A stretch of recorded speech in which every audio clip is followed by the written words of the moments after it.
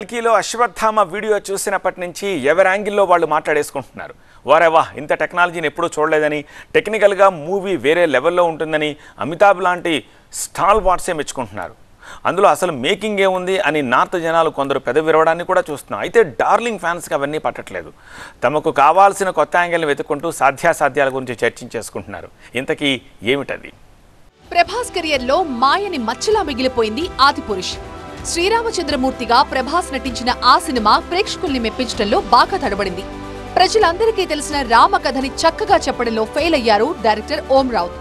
కల్కిలో Amitabh character reveal చేసిన ఈ టైంలో మరొకసారి ఆదిపురుష్ ని గుర్తు చేసుకుంటున్నారు ఫ్యాన్స్. రామకథతో ఫెయిల్ అయిన తమ అభిమాన హీరో కల్కితో గట్టెక్కాలని కోరుకుంటోంది రెబల్ సైన్యం. పౌరాణిక పాత్రల్ని అటెంప్ట్ చేయడం మామూలు విషయం కాదు. అందులోనూ భారత కాలం నుంచి మోడర్న్ టైం వరకు సాగి ఈ కథలో డార్లింగ్ రోల్ ని నాగ్ అశ్విన్ ఎలా తీర్చిదిద్దారు? ఇందులో పురాణ పురుషుడిగా కనిపిస్తారా ప్రభాస్? ఇప్పుడు కల్కికి ఇదే strong USP. Young rebel star ని పౌరాణిక పాత్రలో చూపించి మెప్పించాల్సిన బరువు బాధ్యతలన్నీ ఇప్పుడు నాగ్ అశ్విన్ పైనే ఉన్నాయి. ఎలాగైనా సరే వెరీ ఫస్ట్ లుక్ తోనో క్యారెక్టర్ ఇంట్రడక్షన్ వీడియోతోనో జనాల్ని మెస్మరైజ్ చేయాల్సిందే. ఆ టైంలో ఏ మాత్రం తడబడినా ఆ ఇంపాక్ట్ సినిమా మీద బీభత్సంగా ఉంటుందన్నది ఒప్పుకుని తీరాల్సిన విషయం.